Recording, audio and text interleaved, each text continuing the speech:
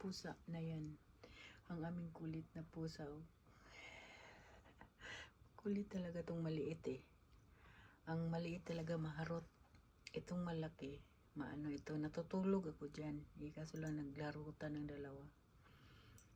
Yan. Napitan na yan, oo.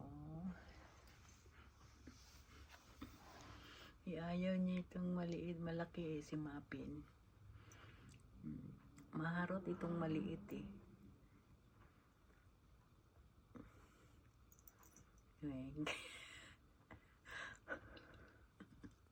Maharot talaga ito eh.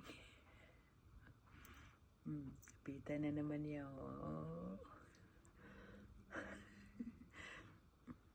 Mapalo talaga to. Lagi na lang yan sila eh. Minsan habulan yan sila. Hindi yung buntot na naman yung kakatuwa tong dalawa. Yung isa pag ipinapalo nitong malaki, hihiga ka agad. Gaganyan siya agad. Malambing din yung isa. Malambing. Kaso lang maharot siya. Ayan na. Susunod na, dito naman siya magkatano. Yan. Yan, tatago. Yan, tatago-tago yung isa. Oh. Tapos tatalunan niya yan. Yung mga pusa, natatawa ako pag pinapanintingnan ko sila.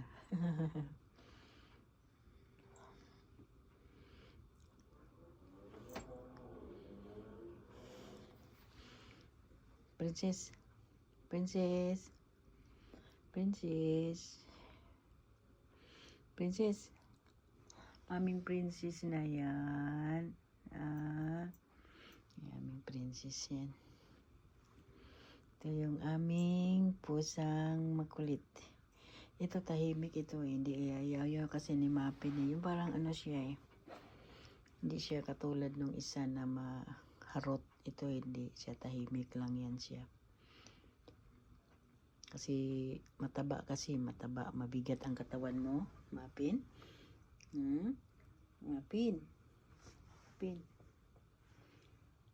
Mapin. Bakit ang sama ng tingin mo? Ha? Princess. Princess. Princess, come.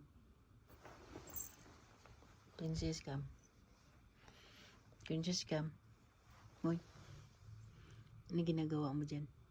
Ha? Kaukulit mo ha? Naglinis ka na naman sa katawan mo? Naglinis ka naman sa katawan mo? Malinis na yung katawan mo. Pinunasan na kita kanina eh. Ha? Pinunasan na kita kanina eh. Ikaw ha? Pinunasan na kita kanina eh. Pinunasan na kita kanina. Pinunasan na kita kanina. Wait. Princess. Princess. Ang aming princess na makulit yan. Kikita niya yung isa, yung buntot niya, igalaw-galaw. Tatalunan yan siya mamaya.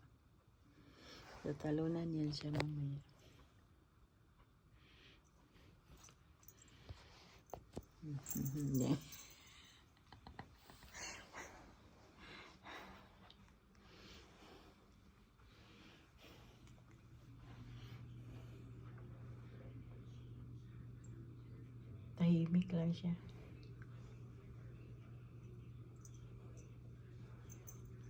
Nilapit namin yung maliit. Tinginan silang dalawa.